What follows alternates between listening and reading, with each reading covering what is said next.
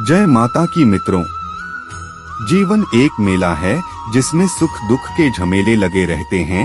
हर व्यक्ति के जीवन में एक ऐसा कठिन समय भी आता जब व्यक्ति निराश हो जाता है। ऐसे समय पर यदि धैर्य से काम लिया जाए और खुद को प्रेरित करके रखा जाए तो सफलता भी आपकी दहलीज पर दस्तक देती है। भगवान श्री कृष्ण ने श्रीमद्भागवत गीता जी के निर्मल ज्ञान प्रकाश से पार्थ की परेशानियों का तमस मिटाया था। जो अपने कर्म के फल के प्रति आसक्ति को नहीं छोड़ सकते वे मार्ग से कोसों दूर हैं। अपनी इच्छा की शक्ति से अपने आप को नया आकार दें। अपने आप को कभी भी स्वेच्छा से नीचा न होने दें। इच्छा ही आत्मा की एकमात्र मित्र है और इच्छा ही आत्मा की एकमात्र शत्रु है। जिन्होंने खुद को जीत लिया है उनके लिए इच्छा एक मित्र है, लेकिन यह उन लोगों का दुश्मन है जिन्होंने अपने भीतर आत्मा को नहीं पाया है। सर्वोच्च वास्तविकता उन लोगों की चेतना में प्रकट होती है जिन्होंने खुद को जीत लिया है। शांत मन में ध्यान की गहराइयों में आत्मा स्वयं को प्रकट करती है। स्वयं के माध्यम से स्वयं को देखकर एक आकांक्षी पूर्णता के आनंद और शांति को जानता है।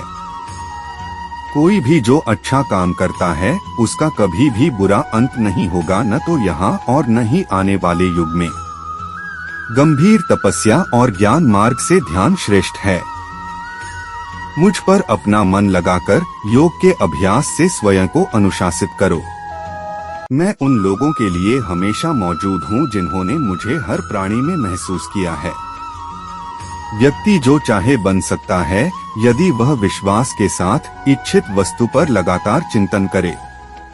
मन बहुत चंचल है जो इंसान के दिल में उथल पुथल कर देता है। जैसे वे मेरे पास आते हैं वैसे ही मैं उन्हें ग्रहण करता हूँ। सभी पथ पार्थ मानव को मेरी ओर ले आते हैं।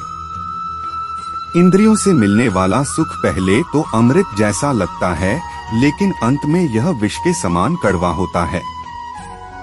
जब ध्यान में महारत हासिल हो जाती है तो मन हवा रहित स्थान में दीपक की लौ की तरह अडिग रहता है। हे अर्जुन, तीनों लोकों में मेरे पाने के लिए कुछ भी नहीं है और नहीं कुछ ऐसा है जो मेरे पास नहीं है। मैं अभिनय करना जारी रखता हूँ, लेकिन मैं अपनी किसी जरूरत से प्रेरित नहीं हूँ। कर्म मुझ पर इसलिए नहीं टिकते क्योंकि मैं उनके परिणामों से जुड़ा नहीं हूँ। जो लोग इसे समझते हैं और इसका अभ्यास करते हैं वे स्वतंत्रता में रहते हैं।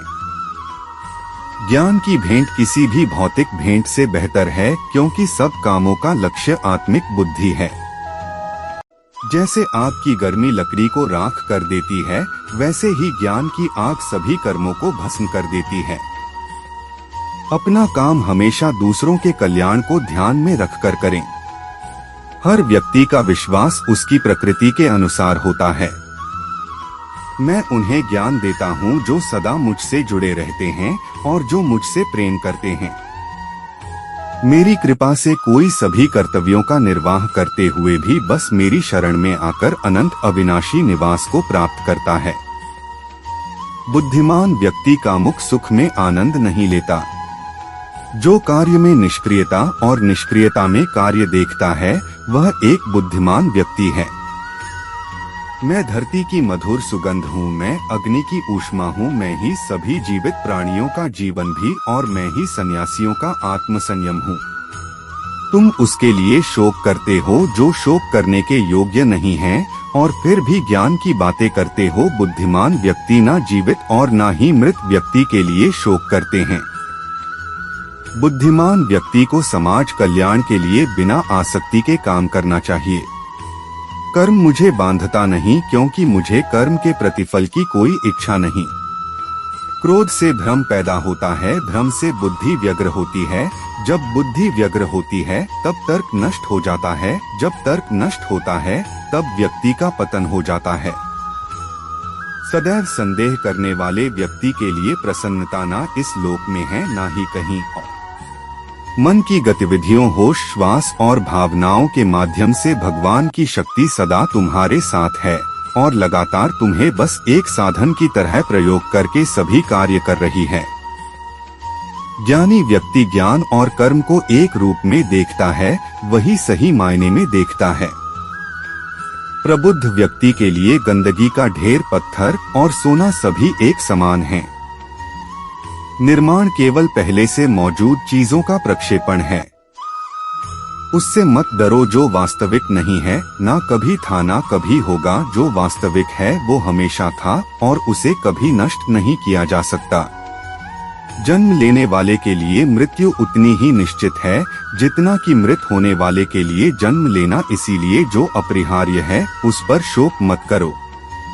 जो मन को नियंत्रित नहीं करते उनके लिए वह शत्रु के समान कार्य करता है। अगर आपको हमारा वीडियो अच्छा लगे तो वीडियो को लाइक करें और चैनल को सब्सक्राइब करना न भूलें। धन्यवाद।